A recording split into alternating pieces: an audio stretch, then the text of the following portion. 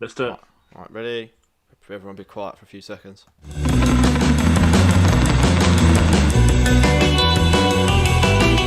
You're listening to the Cricket Podcast. I think it was a disgraceful performance, and I think it should never be permitted to happen again.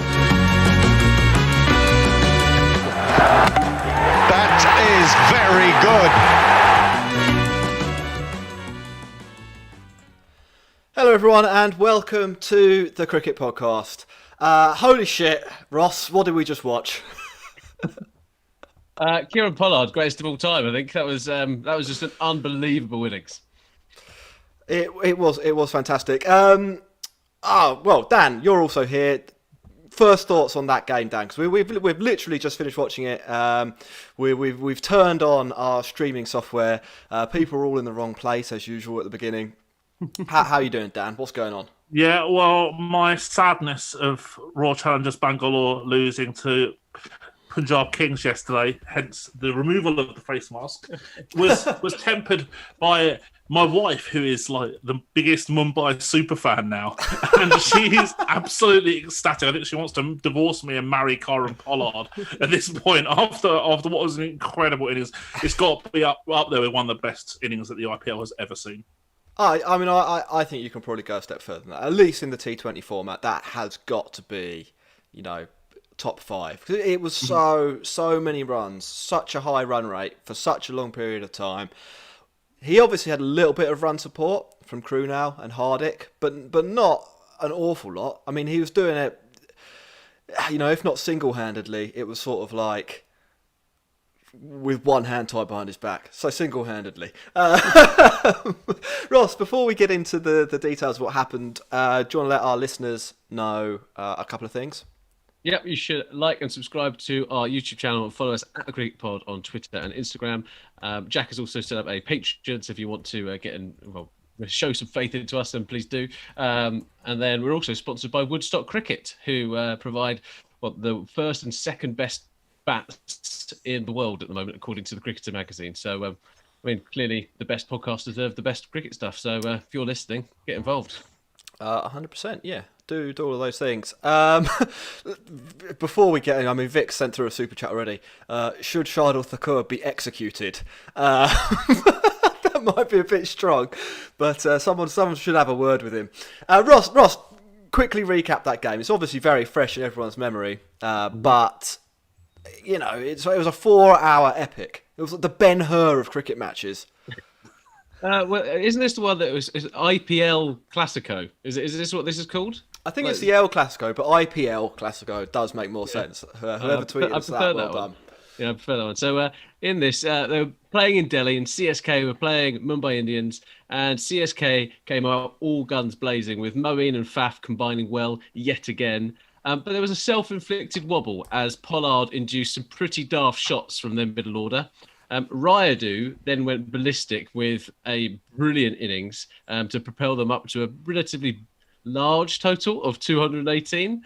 Rohit and de Kock then opened up and did relatively well in the power play, but Mumbai had their own wobble as well. This was before Kieran Pollard decided to turn in, as we said, probably the greatest IPL innings of all time, or at least in the top three. And Mumbai successfully chased the second highest total of all time in IPL history.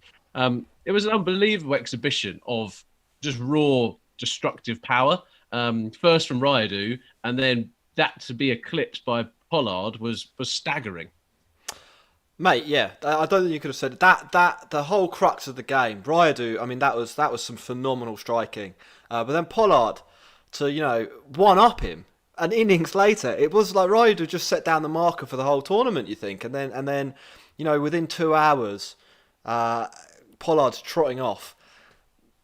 And they, 16 off the last over or 17 off the last over. I had no doubt in my mind, as obviously the big Mumbai Indians fan, I had no doubt that he was going to do it. It was.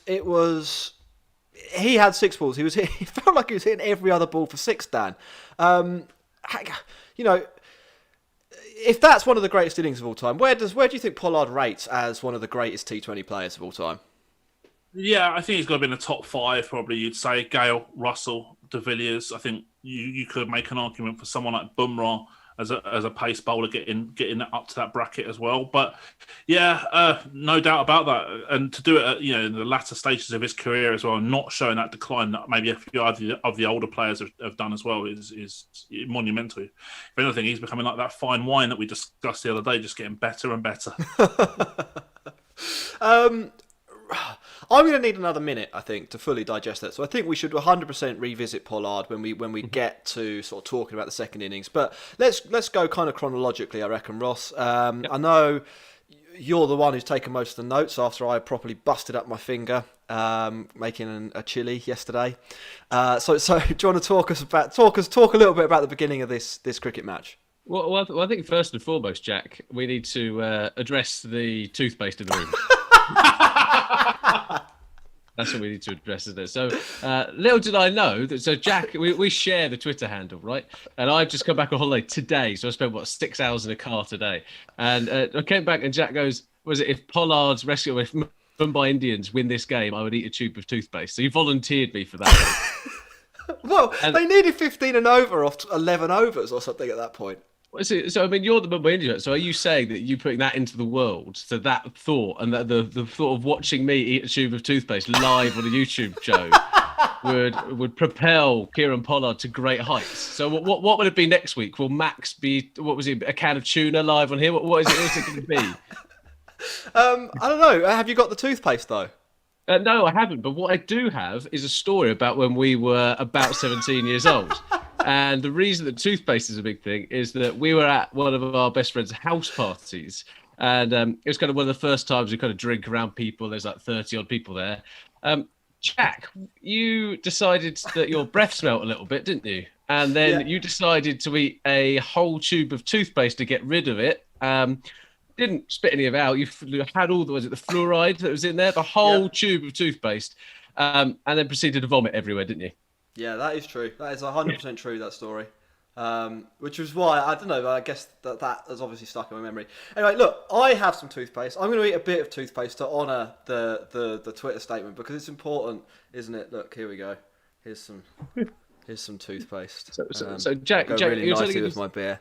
You're turning into such an entertainer. You've gone topless, and now you're eating toothpaste.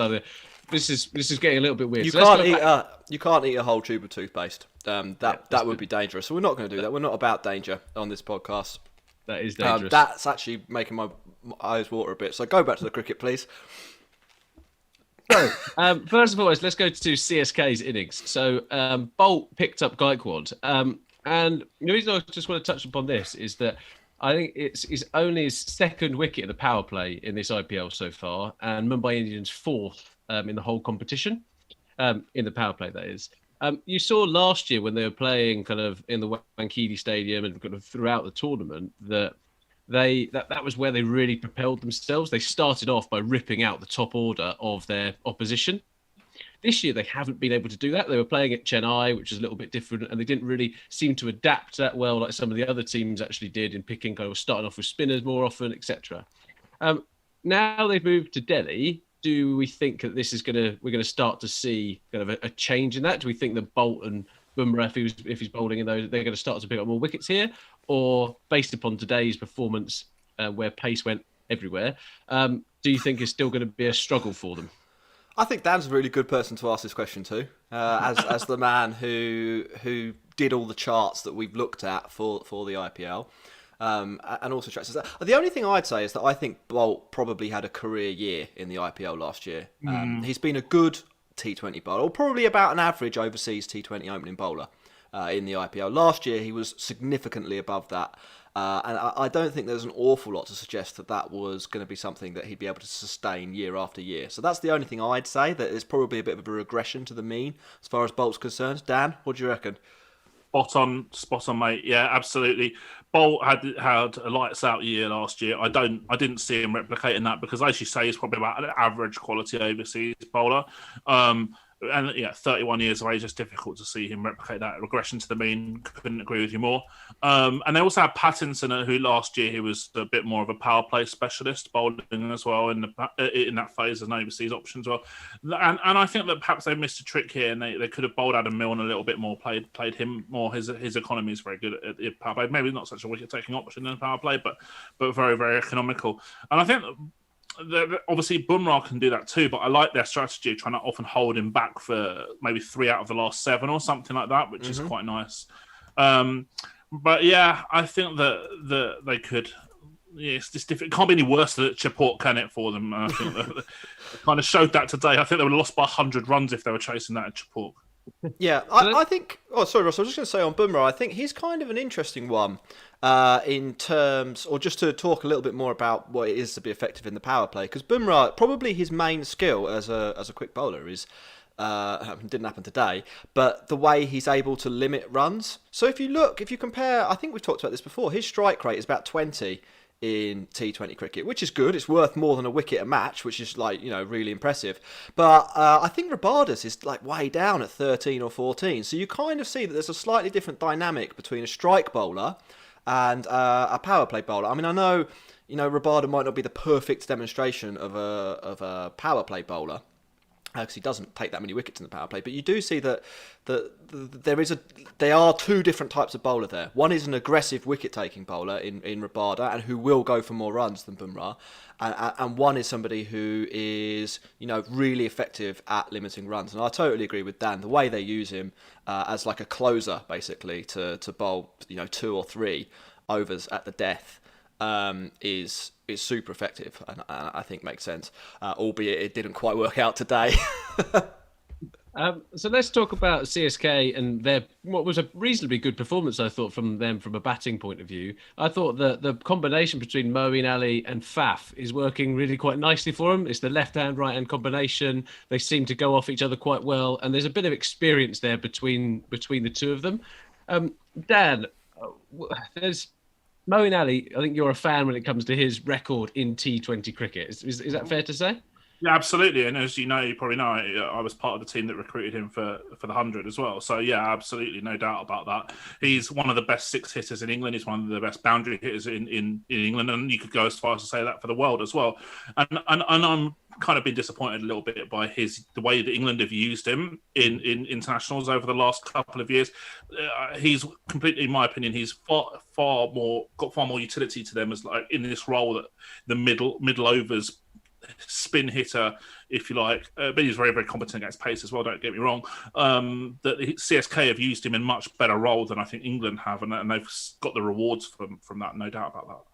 I agree with that sentiment, and you've actually kind of anticipated one of my next questions. Really, was around should England be considering actually how they use him here? Because if the World Cup is to go ahead in India or even in the UAE, you've got spinning tracks there, and teams will target England's top order with higher quality spinners throughout the tournament because they think there's a bit of a weakness there or whatever it might be. So actually, Dan, do you see him forcing that conversation now? He's performing so well in this competition, in those conditions, and he's got a good track record. Could he actually break into that top 4 based upon that horses for courses approach by playing in India or the UAE? Well, in my mind, he should have been in that team already before this tournament changed. In my view, that changes absolutely nothing. Mm-hmm. That he was already easily good enough in terms of data to be in that group and playing regularly in the top 4 or 5 for England. And the fact that he hasn't is, I think, a mistake from the England selectors and management. Fair enough. Well, let's not get too bogged down in England talk. What I was really impressed with today, and Jack, you kind of mentioned around how Bumrah was used by Mumbai Indians. CSK subverted the narrative a little bit. 100%. We love a subversion on this. They did right. They're the first team I've seen come out and specifically target Bumrah. And it was really, it felt to me like that was part of their game plan. Faf took him on, he would try to telegraph what was happening, and then Rayudu hit him all over the place. He conceded his worst bowling figures in 99 IPL matches, which is pretty good going as he went, I think was it 1 for 56, I think it was 4 overs? 14 and over. Yeah, that is really quite staggering. But what I want to talk about here, Jack, is Faf hit him for 6, 6, and then 4, and then hit a single out to the long boundary. last week or the week before, we heard Sanju Samson talk about how batsmen now actually should start to consider turning down singles when they are seeing the ball so well and have a favourable matchup. Do you think this was an opportunity for actually Faf to do that, or was it just a normal thing for him to get off strike after hitting 3 very good boundaries? So I agree, I think, with your general point and Sanju Samson's general point that when, I don't know, if Chris Gale's facing a leg spinner, why run a single? Like, you might as well just have 6 balls of Chris Gale versus leg spinner. I think it's difficult, even on a day where Bumrah hasn't bowled well, for me to sit here and say you should start turning down runs when Bumrah is bowling. He may well have hit 3 boundaries, but it's still Jasprit Bumrah. Look, it's an off day. There might have been a handful of pretty average deliveries from Bumrah in the mix today. But I don't think anyone is really at the point where he's the matchup that they're looking to take down. Even if today, it came off for Chennai Super Kings. Mm-hmm. Fair enough. So, well, after that point, there was a bit of a wobble in that middle order. So Moeen got out trying something a little bit inventive and was caught by Quinton de Kock. And then Faf and Rayner just threw their wickets away to Pollard. I didn't really understand. I mean, Neesham bowled 2 pretty average overs. It was pretty surprising to see him in the lineup, really. Out of the list of their overseas players that they've got, he's probably the worst out of them, maybe 7th on there in terms of his returns. Yeah, it's because Hardik and Krunal weren't bowling. Was Krunal injured as well? Because that it seriously unbalances the Mumbai Indians side if Krunal and Hardik are not going to bowl any overs between them. I think you can kind of get away with it for Hardik. I think Hardik, easily is good enough as a batter. I don't know, Dan, maybe you can comment on this. I don't know whether Krunal Pandya is. I'd want him as my number 4 in an IPL team. Yeah, I think that there's certainly some fair points that you've made there in terms of maybe he's not a number 4, maybe he's like a 5 or a 6. But the thing is, it really, as you say, it really unbalances Mumbai because they lose that left arm spinner who is realistically their only second spinner that they can have, and also they lose that spin option out of their top 6, which I think I mentioned on previous pods before is like super useful for team planning, flexibility, and balance. And that's a massive problem. And also it brings into question is Krunal Pandya just playing as a batsman better than Ishan Kishan? No, he certainly isn't in my mind. Even if Ishan is just out of form. And so they have to bring Neesham in, and Neesham was such a weird signing at auction, and I think that this was I mean, we talk about Mumbai having the best processes, but I think this was a real blip in their processes. I was tweeted about that at the time. Neesham, I think, in my view, is a player who's dramatically overrated by a lot of people inside cricket compared to his data, and I think that's probably because he's a very good 50-over player, and I think it's somehow transferable to T20. He also has a great Twitter. He's probably got the best Twitter game of anyone. And Twitter, as we all know, is the shortest format of social media. So you'd think you could infer from that he'd be pretty good at T20 cricket, I reckon. Yeah, well, maybe. But in this particular match, probably the best thing he did was get Pollard on strike for the last over. So, yeah. Not one of his best moments, I think, probably this game, even though Mumbai obviously won. Well, before moving on to Rayudu's innings, I just wanted to mention here that Jadeja was given out LBW to a ball that Pollard bowled that pitched outside leg stump, and it is one of those things where the appeal from Pollard bought him the wicket. And it turned to the umpire, and the umpire's got these wide brimmed glasses on and a serious tash. And he looks, I'm not sure if everyone's going to know this, but those disguise toy packages you used to get, he had the glasses and moustache kind of all in one and the fake nose. I can't not picture him looking like that. And I just found that quite amusing. Let's talk about Rayudu. Yes.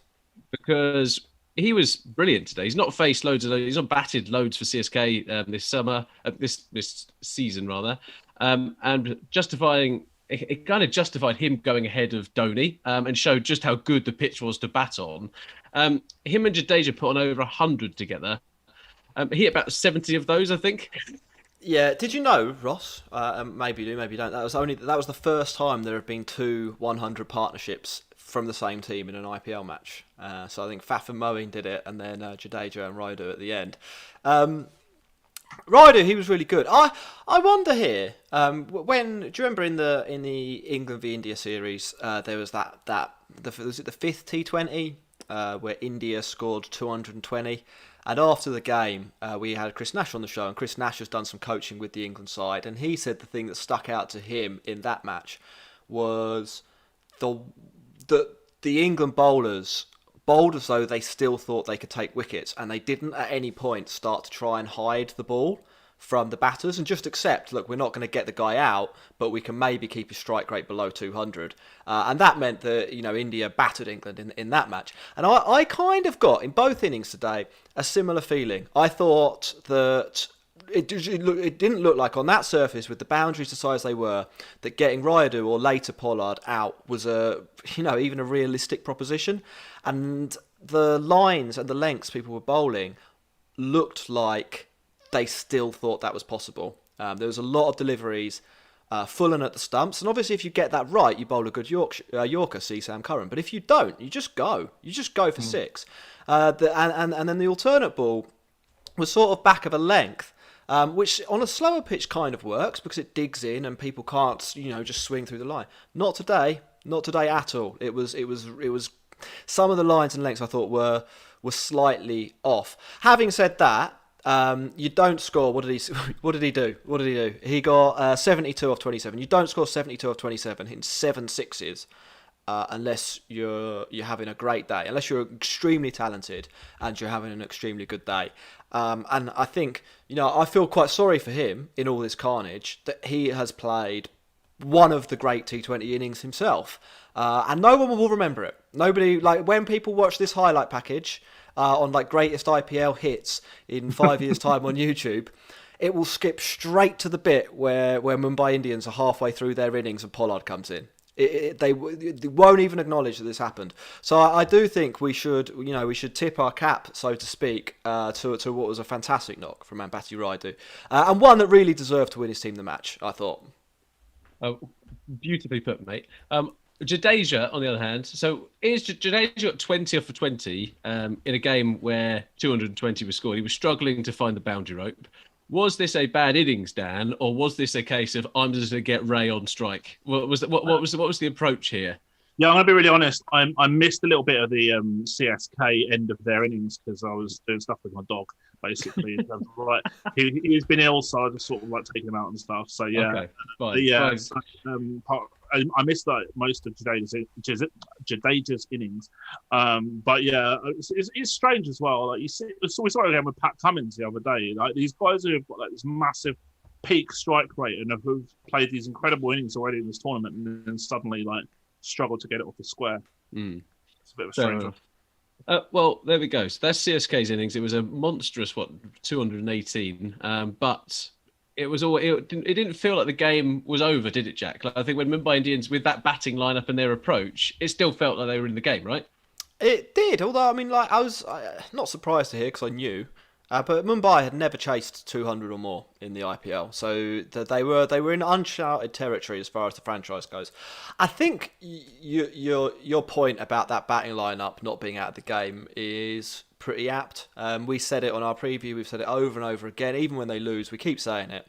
It's relentless. It's the reason people say that they're maybe the best T20 cricket team ever. Not the best franchise, the best T20 cricket team ever. It's because they can just keep going and going and going, and you have great role definition as well. And I thought, if there was one thing they hadn't done as a franchise, it was gun down a score like this. And I think it's just another medal they can pin on their chest. Feather in their cap, exactly that. and I think the whole way through the innings, with the possible exception of Sky, who only faced 3 balls, people did perform more or less the role that was kind of expected from them, and that even extends to Quinton de Kock and Rohit Sharma. I thought, who it wasn't sometimes when you're chasing a score like that, you want to be like 80 off the power play to catch those runs up early. But CSK sort of started off well. Deepak Chahar has having like one of the tournaments of his career, and he's had a good tournament as a good career as an IPL power play bowler. They crucially didn't lose a wicket to him. So, CSK, one of the reasons they've been successful in this tournament is that they're taking a wicket every 13 balls in the power play. They weren't able to do that today. Quinton de Kock and Rohit Sharma did their jobs, got Mumbai through that period of the game, and didn't let them fall behind too far as well. As the batters lower down the order come in to bat around Kieron Pollard. Krunal Pandya, again, not amazingly quick, but 32 off 23, it didn't lose them the game. It was a bit scratchy, but he kept them in it from the perspective of that run rate if Kieron Pollard was going to bat like that. Hardik faced 7 balls, hit 16 runs. What more do you want? Even Neesham, and Dan, you said like the best thing he did all day was get out first ball.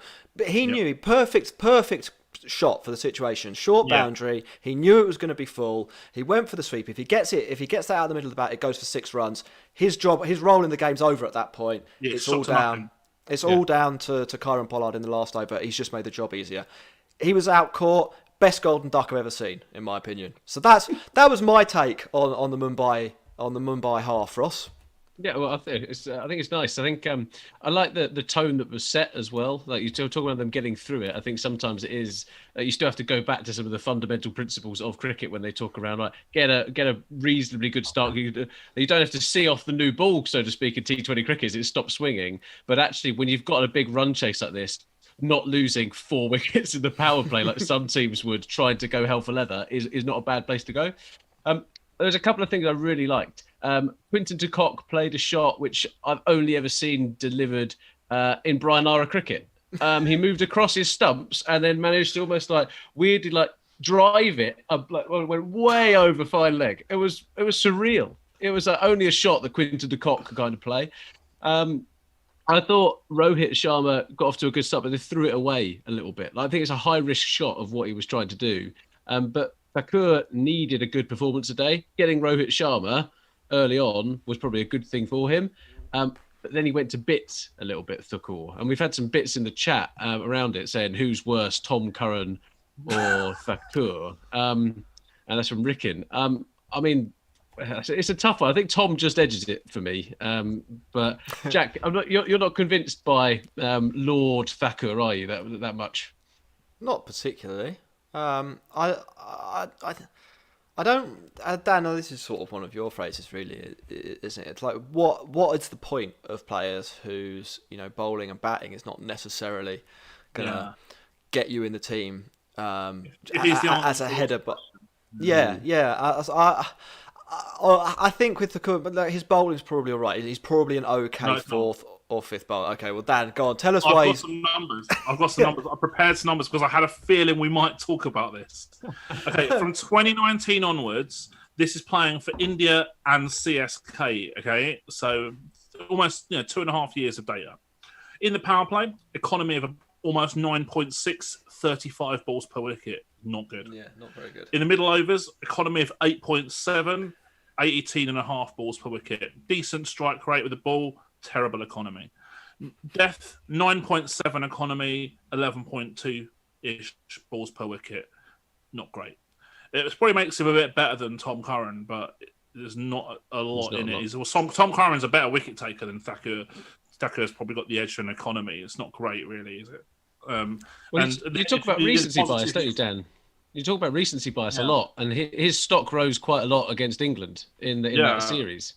It's just variance a lot of the time. Like I can probably bore the listeners for hours talking about probability distribution curves based on expected data, and I won't. But this is what happens. Like mediocre players can have these lights out performances, or sometimes even a run of lights out performances, but they regress to the mean eventually. And I think we've probably seen that here. We've seen it with Harshal Patel to some extent as well, and plenty of other players too. Yeah. So and conversely, that's what I'm talking about when Ross did that question about Bumrah earlier. It's you just saw. On the scale of probabilities, you saw an improbable but perfectly rational, perfectly, somewhat likely thing to happen. That Bumrah gets twatted around in a T20 match. But like a pace bowler who bowls at a death like Bumrah does, will have X percentage chance of being going for 56 in 4 overs. Bumrah's percentage will be smaller than Tom Curran's, but it's still a percentage, so it still can happen. It doesn't mean he's better or worse than he was when he woke up this morning. It doesn't really change anything. Mm-hmm. Okay. What I do want to talk about is we always get inundated with Virat Kohli's a genius, Mahendra Singh Dhoni's a genius.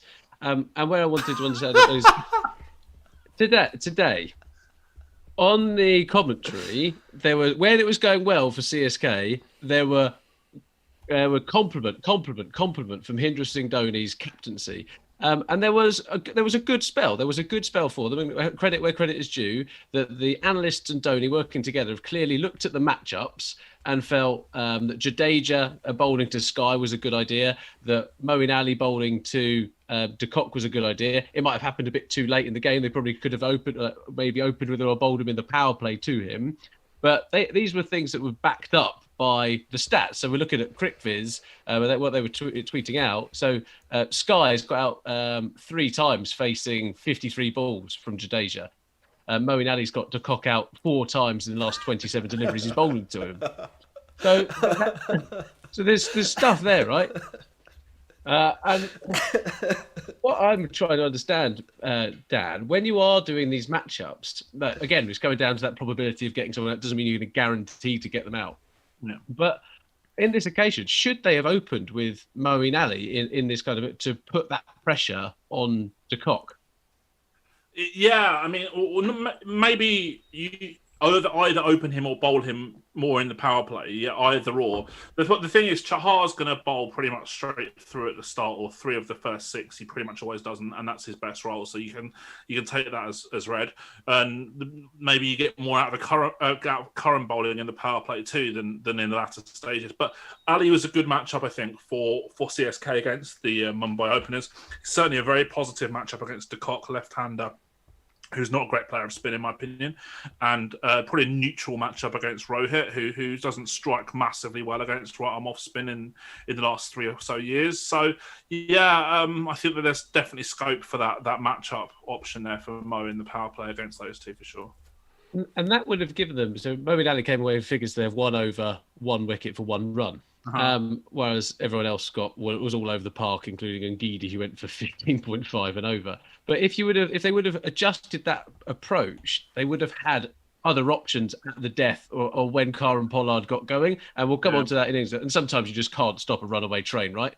But it gives them different options. And this is where I kind of thought like some of the praise was actually a little bit misfounded. Like it's clearly based upon a team effort there. But when things started to unravel for them, there wasn't much stopping. And Jack, you've talked about, you said it could well be the best innings of the IPL in the history from Kieran Pollard today. Was this a case of just bowling it into those areas again that you talked about for Rayudu's innings and not trying to hide it, etc.? Or was this just a supreme performance when he hits at 255 for 34 balls? So we had a super chat earlier from Aditya, and thank you for that. Anyone who wants to super chat us, please do. We love money. He said you bowl full tosses to Pollard and you expect miracles. Ngidi was disappointing. Bravo's a far better bowler. So I'm going to ignore the Bravo bit. That might be true. That might not be. It's kind of counterfactual in a match like this. I thought the bowling was pretty bad, and that point I made earlier, I'd probably stand by that. Look, I fully understand that Kieran Pollard is a freak of nature, and Dan, the exact point we were talking about with Bumrah and Thakur and the percentage chance of X, Y, Z happening. It's the same thing. When Pollard walks out to bat, there's probably a 5% chance that he hits 50 off 17 balls. For most others, so there are some batters, there's a 0% chance of that. For Andre Russell, it might be 6%. Andre Russell, over the last 2 years, the only person, I think, in T20 cricket, according to the stat that I just had a look at, who's scoring runs more quickly than Pollard. So there is, Ross, as you say, sometimes you just can't stop a runaway train. But you can at least try and apply the brakes, is probably what I'd say. And you do that. Sometimes it's about where you miss with your delivery, because you can't. It's in the heat of the moment, if the ball's a bit slippery, or you're a bit tired, or you're just It's just impossible to run in and bowl the ball exactly where you want 6 times. It is just impossible to do that. Trust me, there's no bowler in the world who will tell you that it is. I mean, even Glenn McGrath bowled bad balls, yeah. Sometimes you have to think about where you're going to miss though, and I think the balls they were aiming for today, when they missed, they were, pies. It turned a good ball into a pie. So we can take a look at sort of the last few overs of the game, and this is maybe a kind of an interesting way to illustrate like the risk that you're taking. What was it? The 17th, Sam Curran comes in and he basically tries to bowl 6 Yorkers, I think, doesn't he? And you know what? He absolutely nails it. And that, if you are able to nail that Yorker, then you will get amazing results. I would say that he might have got away, that his plan there was still the wrong plan, even though it's only gone for 3 runs in that over. I would say that was a pretty unlikely result, because I think the margin for error just wasn't there. And in every other over they tried that exact plan, which was bowl Yorkers. It failed, and it failed for 5 overs, 5 out of 6 overs. And I think, who's culpable for that? Well, there's some, pretty average bowlers in that CSK side. We've talked about Thakur. Sam Curran's probably not a lot better than average. If he couldn't bat, I don't know, like, would he have an IPL contract as just a bowler? I'd probably not pick him up, to be honest. Then who else have we got? We've got Ngidi. Well, you're going to talk about Ngidi, and I thought he was a little bit unfortunate. Faf did drop him in the deep, and that was the game right there, right? It is, but then I don't think when you look at moments like that, kind of in isolation, it's like, look, clearly if he catches that, I think CSK win. But drop catches happen in cricket. It's what you want to do in cricket is consistently create chances, and then 90% of those chances will be caught. You just have to accept that 10% aren't going to be. And I don't think the way that Chennai Super Kings bowled here did enough to create more than one chance, or did enough to sufficiently confuse Pollard so he couldn't just stand there and say blast off and hit ball after ball into orbit. Yeah, fair enough. Dan, what did you think about what do you think about sports stars who need to have a little bit of extra fire? And what I mean by this is Sam Curran stared down Kieran Pollard and was giving him the Sam Curran confidence, like straight to it. It reminded me a little bit of Tinkerbell out of Peter Pan, and that's what Sam Curran was in that moment.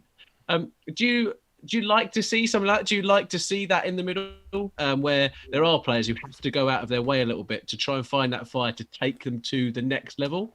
Or is that something that you're just like, well, it doesn't make a difference to me? It's obviously not something I can quantify as an analyst, but by the same token, I actually really like to see it. I don't like to necessarily see a player who wants to have the fire to play well, but I like to see the fire on a general basis. I think when I was on the pod earlier this week, we spoke about I like to see players care. I like to see defeats hurt, stuff like that. And I like that. I love a send off. I don't have an issue with a send off for a batsman or anything like that at all. I think it's good. It shows that the player's actually motivated and not going through the motions. And I no objections to that at all, really. Okay, well, let's. We've pretty much wrapped up on this bit, Jack. Let's. You are the Mumbai Indians resident fan. It's a huge win for your beloved boys. I thought because they didn't play Ishan Kishan, they deserved to lose, but that's neither here nor there because I'm a Kishan fan. How much do you think this is going to affect CSK? We've had a couple of people ask that in the chat. Well, Max and Dan Norcross were talking about this yesterday, and I think Chennai Super Kings probably have had the easiest schedule of anyone so far. And the loss today, it opens up the possibility that they could slide a little bit, I think. In my mind, they've slightly overperformed the ability of that team so far. 5 wins out of 7 is probably about the best that they could have hoped for at this stage in the tournament. They've still got to play Mumbai again. I think they've got a double header against Delhi coming up, or something like that. So I do, probably expect them to slide down the table a little bit. However, they've got 5 wins out of 7. they can afford to lose 4 of their final 7 matches, and they'll still pretty much certainly make the playoffs. They would have to be as bad as they have been good to drop out of playoff contention. It will totally, and even then they might make it with 7 wins. So I expect them to finish 3rd or 4th. I think Chennai, don't you? Well, I'm going to pass that one over to Dan. Yeah, I think that would represent a success for them. The other thing I would say is that they might get away with 7 wins because their net run rate is so much better than everyone else's right now that it could possibly be a deciding factor. So in theory, they might only have to win 2 out of the last 7 games to qualify. And, you'd like to think they've got enough kind of match winners in their team to be able to do that from their perspective and from Max's perspective as well as their super fan. I think we should finish off on this game, Ross, unless there's anything else, but just by saying well done to Kyle and Pollard one more time. Do you remember a couple of games ago, Dre Russ got out and stood on the steps sat on the steps with his head in his hands for 30 minutes. And we sort of speculated about what was going through his head and how he probably realised he'd missed out on an opportunity to play one of the great innings. I think we saw what that Andre Russell innings looked like today. I honestly think, Kieran Pollard's a special cricketer. He'll go down as maybe the first really successful franchise-only cricketer, or first cricketer that made it because of their franchise exploits rather than going international, then franchise. I think he really sort of led the way on that front. And this innings, when all is said and done, will be the sort of thing that people look back on as I think, a kind of template for how batters should approach T20 innings. And I think this will be like, when people talk about T20 evolutions, it'll be innings like this that people will use to illustrate what the new world looks like. And I thought it was just fucking incredible, basically, to watch something so fantastic. And also, it didn't happen at bloody Chennai, did it? It was in Delhi. And it was a much better game to watch. So you wouldn't see this at the Cheapock, would you? Right, let's talk about David Warner getting replaced by Kane Williamson. Before we do, just a quick reminder to everyone, hit subscribe. There's 370 people watching. If you all click subscribe now, we'll be really happy. And you can head over to Patreon, which is patreon.com/thecricketpod and sign up to Patreon there, or click join. We want your support. We're on 6. We've gone from 5 to 6 Patreons overnight. We're aiming for the big 10. We're starting slowly. We're trying to accumulate to get to 10. Then we're going to start thinking about boundaries. Come on, give us a hand. Yeah, then Jack can have his own range of toothpaste that he can actually afford to eat the whole tube in one sitting. So let's talk about Kane Williamson replacing Dave Warner. Dan, some of these bits that we start talking about on the podcast, I feel we're almost predicting the future a little bit. Yeah.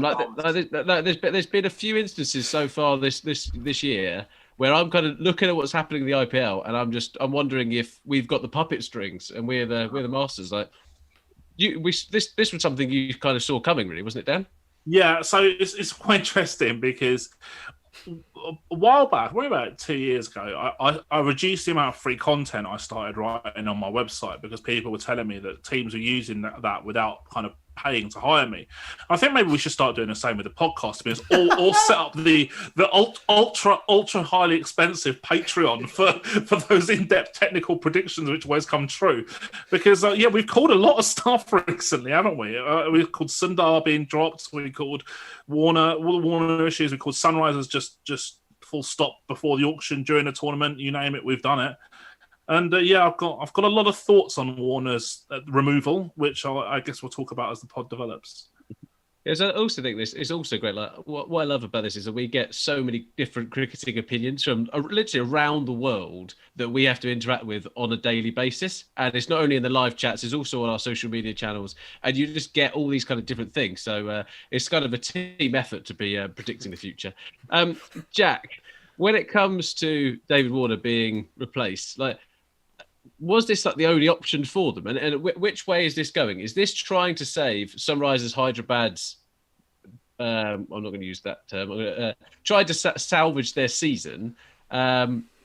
Or is this a case of moving a difficult ego out of the way? Or is it just a case of going, right, we need the David Warner. We don't need captain David Warner. We need the David Warner, explosive batsman, fearless cricketer, fearless opener. What do you think they're coming from this? Which angle do you think they're going to use? Right, so you gave me sort of three options there. There's one that I definitely think it is, and there's one that I think might be a happy byproduct for Sunrisers Hyderabad. So I think they're removing him as captain with a view to getting rid of him before the mega auction. I think they have, or they should have realised by now, that he isn't producing 12 crores worth of output. There's plenty of batters that can, do what he does. And I know people will kind of jump on that and be like, oh, David Warner, one of the best in the world. But we talked about this, was it the last show? Was it Wednesday? He hasn't been David Warner since 2016. He's been some other guy who looks like David Warner but bats like KL Rahul or something. Like it's a significant downgrade on the 2016 version of Warner. Now a lot's happened to him in that time, a lot, and whether it's because he's developed technical issues, and we talked about that. He can't really play outswing as well. Whether he's got, he's just mentally a bit worn out. He was banned from the Australia team and all of that. Or whether he just doesn't understand what he has to, or what he should be trying to do. And I think that's a realistic possibility as well. Something's broken there. I think SRH have probably made the right call getting rid of him, especially if it's getting rid of him with a view to moving him on at the next mega auction, because moving on your captain would be a little bit tricky. I think that's a great call. What might come out of that, Ross, and this is the third point you made, they might see David Warner, the not captain, come back a little bit. Perhaps freed of the sort of responsibilities or the burden of responsibilities of captaincy, he'll be able to go out and sort of be like, oh, well, screw this, I'm gonna try and hit every ball for 4 or 6 like I used to. And that, David Warner's really good. It might be the same thing that needs to happen to KL Rahul at Punjab as well. The pair of them, like if you're an opening batter in T20 cricket and you're the captain, maybe there's just like a huge burden on you not to be out for 3 or 2 or something ridiculous like that. And so you play cautiously because you think that that's what the team needs. But in actual fact, it needs you to play with risk-free abandon. So I think option 2, they want to get rid of him, but they might get option 3 if they're lucky. Okay. Dan, I'm going to talk more about the franchise of this one and kind of a few questions around that. Pretty much the whole tournament, the whole of the last tournament and the build up to this one, we've spoken about the structural issues and the leadership issues within Sunrisers Hyderabad. When you are replacing a captain mid-IPL, that's ringing major alarm bells, isn't it, for that franchise? Yeah, no doubt about that. Yeah, I've kind of made some notes on this because I've got some really quite strong feelings on it, and I'd be really grateful actually for if anyone's interested in discussing this either in the chat now and raising some points, or also in the comments in the future. I'm happy to address them either on here or on Twitter as well. I have a very, very different view to a lot of people. So I think on Twitter, I think it's quite fair to say that about 90% plus people on my timeline at least were incredibly aghast at this decision to remove one of the legends of T20 cricket as captain, and especially also when they refer to a different overseas combination in their statement as well, probably does suggest that he might be dropped as well. Now, as Jack's alluded to here, we discussed it on Wednesday as well. I think there's a reasonable chance that Warner could be in decline as a player. He's 34 now, and perhaps even with that time out of the game, maybe that was another point that heralded that decline in him, that he got a bit rusty and lost his way, lost his game, didn't quite have that the lack of fear that he once had, maybe. But on a broader point, cricket teams in general are, in my opinion, terrible at anticipating age-related decline. They will hang on for one retention too many so often. Wrote about it in my book. I proved it with numbers. There's absolutely no doubt about that. IPL teams are no different at all. But that's not really the point here with Sunrisers, in my opinion. As many people are kind of finding out with Owen Morgan a little bit right now as well, a captain is very often at the mercy of the players that are at their disposal. If you have like an amazing group of players, particularly batters like what England have got right now with Owen Morgan, funnily enough, you get incredible results. If you're at a team which I think that hasn't recruited very well, like KKR, funnily enough, you don't do so well. And yet captains like Dinesh Karthik was another one who kind of got removed last season as well. They get sometimes removed before the coaches or the directors of cricket or the general managers or whoever it is. And I think that's really quite strange. I mean, did Warner sit at the auction? Did Warner pay 11 crore for Manish Pandey? Did Warner buy Kedar Yadav and then shut the laptop? Did Warner buy 2 spinners, including an overseas spinner, when they really needed a finisher? Of course he didn't. So how is this Warner's fault? Like, he's intimated in sort of interviews, press conferences, stuff I've read online, that he doesn't even get that much of a say in the selection. He's referred to a selection panel. And, you know, in a lot of teams, captains either do get a massive say or the final say. He clearly doesn't, I think, based on those comments. And I think questions have to be asked of the people who pick the team at Sunrisers, who are in charge of the recruitment and the retention strategy. And like I said, whether that's at Sunrisers or other IPL teams as well, there doesn't seem to be a great deal of accountability with these people a lot of the time. And there should be. I think whether it's Sunrisers or someone else, like, the questions need to be asked of these people who are running teams sometimes. And people, I think, aren't willing to ask the difficult questions a lot of the time. Mm-hmm. Yeah, I think that accountability point is really important, Dan. I think also that sentimental element to the IPL. So there is a lot of historical love for David Warner because he led Sunrisers Hyderabad to a title, and that was 2016. You can't base David Warner's performances today on what he was doing 5 years ago.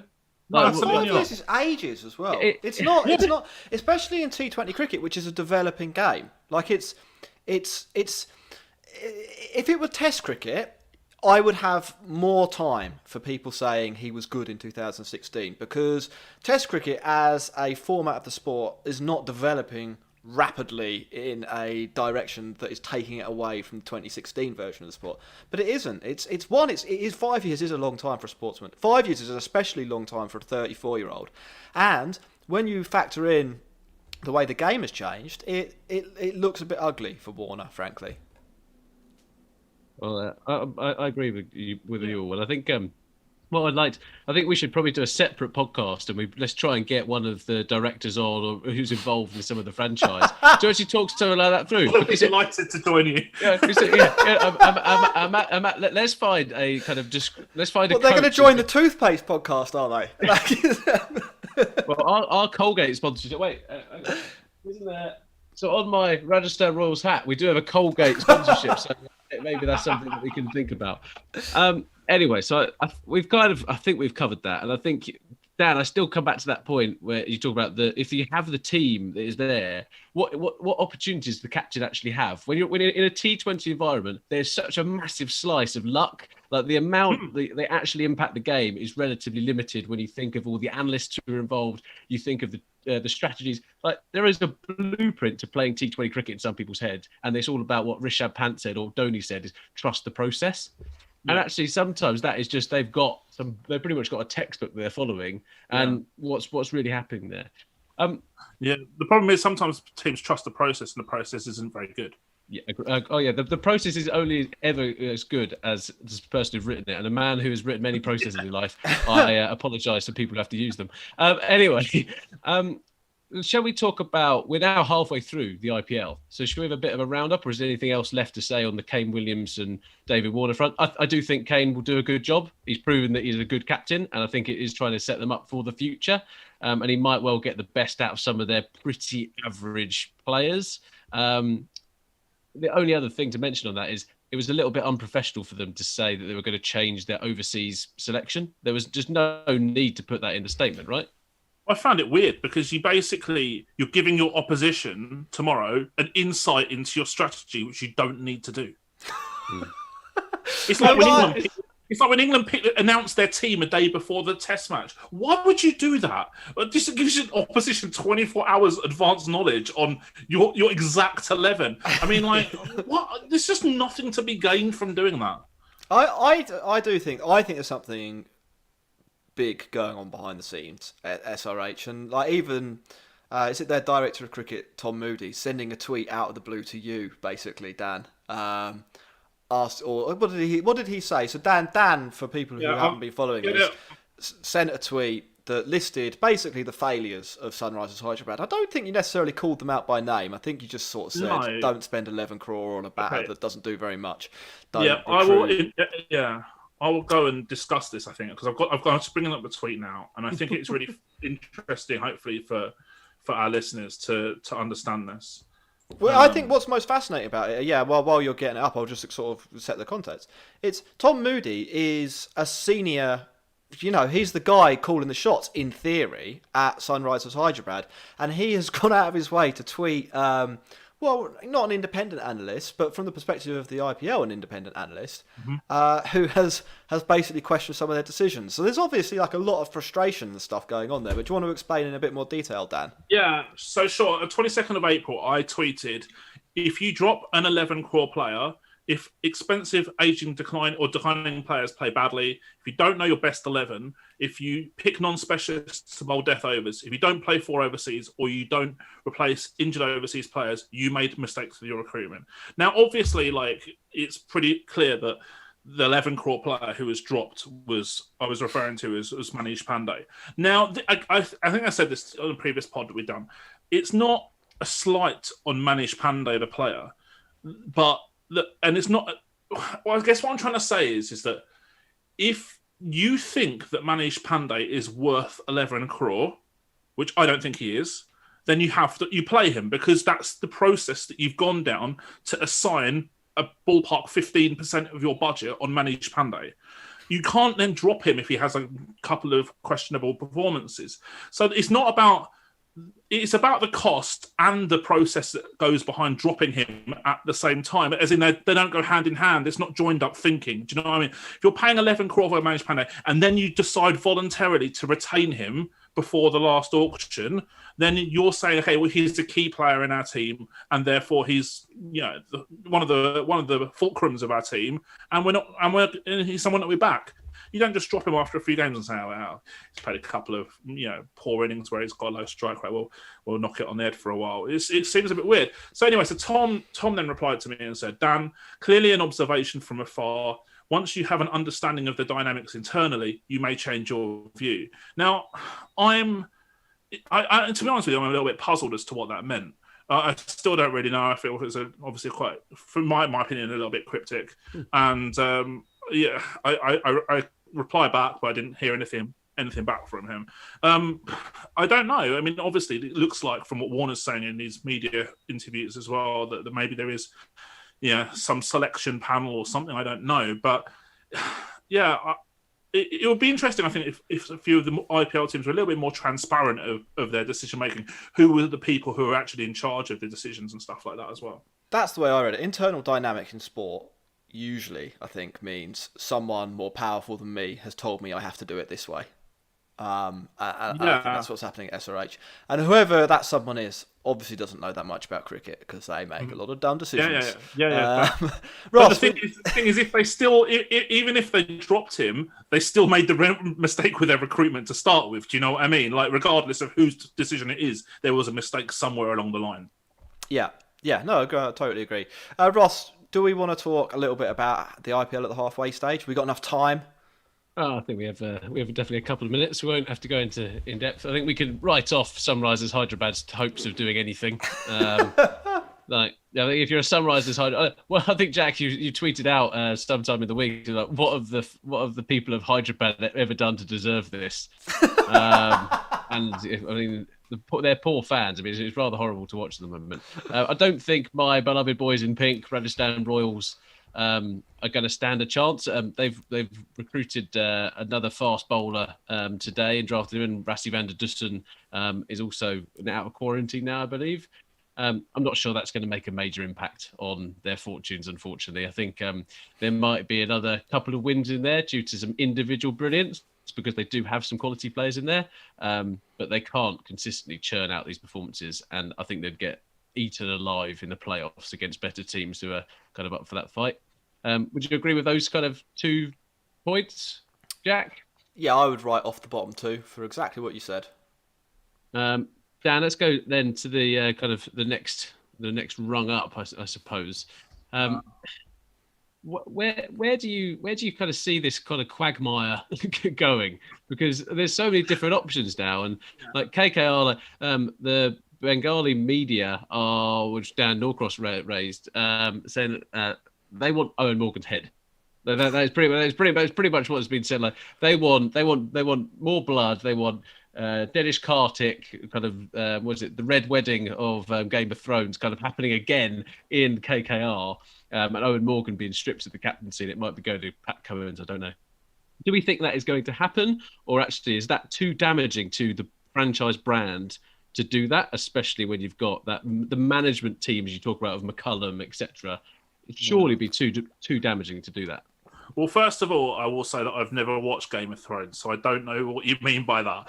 But I have noticed in the chat before. I have noticed it's Faris. It's Faris from Game of Thrones. Actually, this guy is. I don't know if this is the guy you mean. I have noticed a few people in the chat have commented and said I look like this random guy from Game of Thrones. I never. so thanks for that shout out for the guys in the chat who have done that. Yeah. So with regards to Morgan, I think I've made my feelings on Morgan quite clear in the past. Now, in advance of the next time that I join you guys, I will endeavour to get Morgan's complete record as a T20 captain split by teams in advance, and we can maybe discuss that a little bit more. Off the top of my head, his record, apart from when he was with England, isn't fantastic. Again, I think a lot of the time with cricket, the ability to captain a lot of teams is overrated, and this isn't necessarily a dig at Morgan in particular. I think it's just a dig at the people who think that captains are these some so-called geniuses who are like Mike Brearley in disguise but playing T20. I just don't see it at all. I think that it's a bit like a fielder. The impact of a good captain is pretty negligible, unless you're probably MS Dhoni is probably the one outlier to that. But I don't see that there's a lot of difference between most other captains unless you're really bad. So at the moment I'm not massively convinced about Rishabh Pant, for example, at Delhi, but he's young and maybe that will improve with time. But no, I don't see this love of captaincy, and I think that with Morgan in particular, KK, we're seeing now he can't make a silk purse out of a sow's ear, so to speak. You know, it just you can only be as good as the tools that you've got at your disposal, and they haven't got very good tools at their disposal, and I think we're seeing that right now. So whether it's Owen Morgan as captain or whether it's Dinesh Karthik as captain, I don't think it's going to make a great deal of difference, to be honest with you. The only benefit of having Dinesh Karthik as captain is you don't have to play Morgan the player as one of your 4 overseas players. And I think that generally having an Indian captain is a better idea in the IPL, because then it's a lot easier you have a little bit more flexibility with your overseas quota as opposed to your locals quota. But I don't see KKR getting anywhere this year, to be honest with you, in the top. So what you're saying is that Sunrisers Hyderabad have made a mistake, and Vijay Shankar should have been Sunrisers' true captain. Is that what you're saying? So we're saying that KKR are going to struggle to get into that playoff bit. Jack, comeback kings. The comeback kings. The comeback kings 11. Well, the comeback kings. I think, and we said this before the tournament, that they had a chance of sneaking 4th or maybe even 3rd if things went the right way. The problem is they just undermine themselves so regularly with poor selection, poor batting particularly, poor sort of game planning, that I can't see them winning 5 out of their last 7 matches, which is probably what they need to do to guarantee guarantee a playoff spot. Now, there is another route, and that's to have a decent net run rate, win 4 of their next 7, and hope that one of the 4 teams above them have a bit of a mare in the second half. That could happen. I don't know. I mean, I think there's a decent chance they win 4 out of their last 7 matches. They are quite a good cricket team.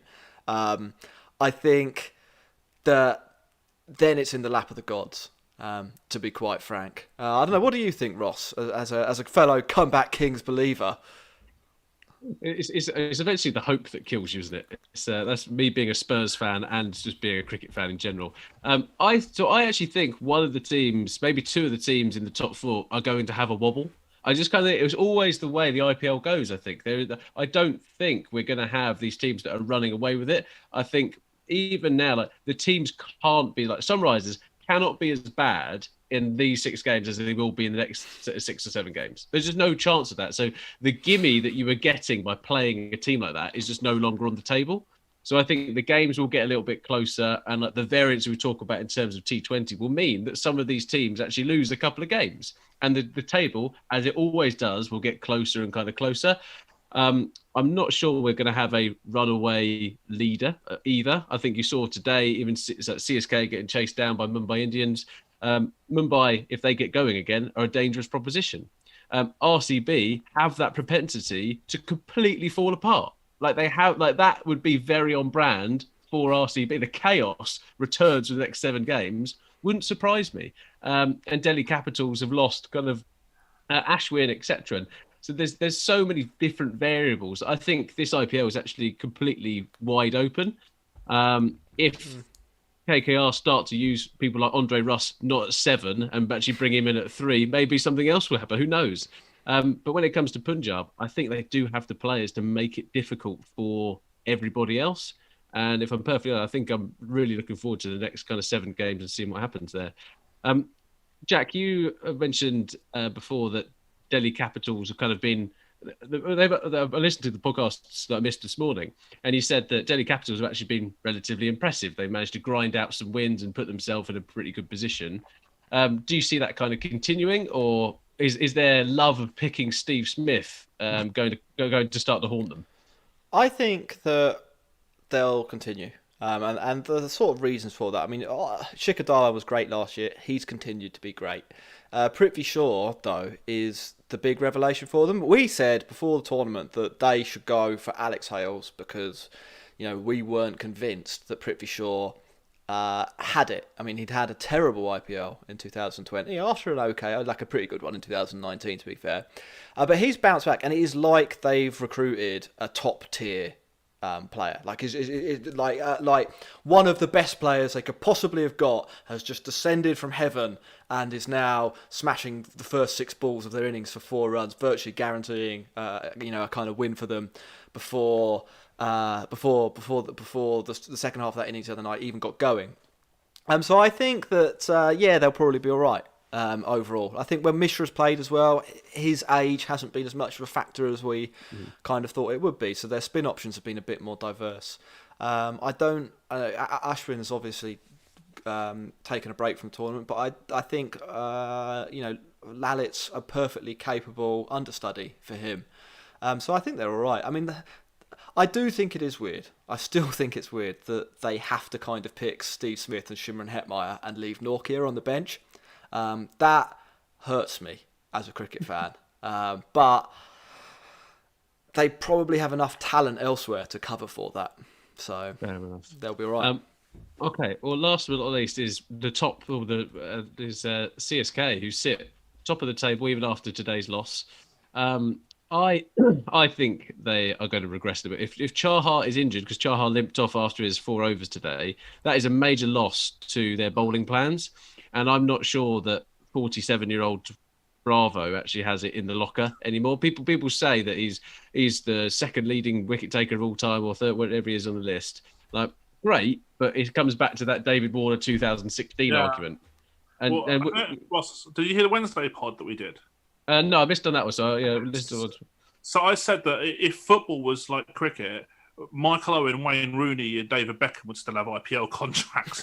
And these people who go, oh well, I don't know, Dwayne Bravo is the second greatest wicket taker of all time, and David Warner has scored 10,000 T20 runs or whatever. And I'm like, Alan Shearer scored 200 Premier League goals or whatever, but I wouldn't sign him for Man United tomorrow. Do you know what I mean? It's like, these things are in the past. I don't know why people care about these stupid milestones that players have achieved years ago or what they did 5 years ago. I mean, it's completely irrelevant in terms of their current ability level.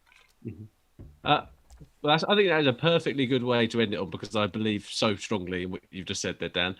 Jack, you've got I think at the halfway point, if that's what we're doing, who's your current pick to win the tournament, Ross? Oh, that is Oh, that is a horrible. I know, question. and Dan, I know what you're going to be like. Oh, you have to win 2 60-40s. No, I want one team from both of you to win this tournament. I'm going to go Royal Challengers Bangalore. I think they're going to beat Mumbai Indians in the final, and I'll be devastated, obviously. Dan, you'll be elated. Dan, do you reckon RCB will do it?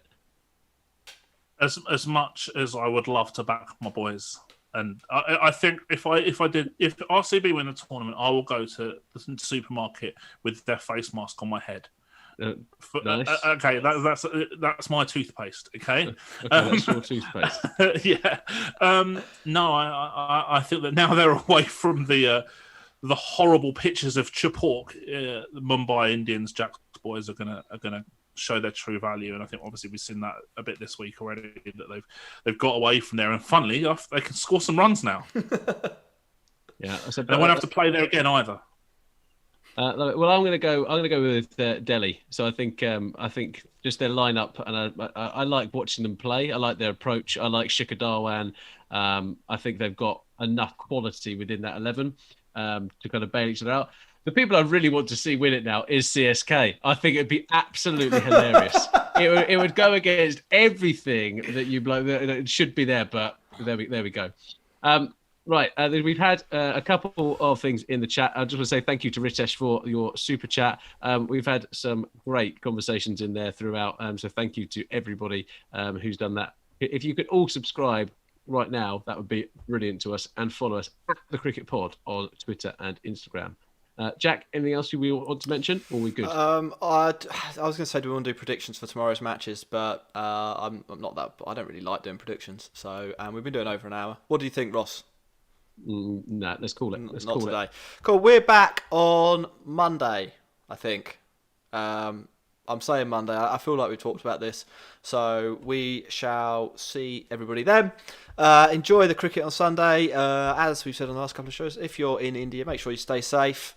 And have a good rest of the weekend.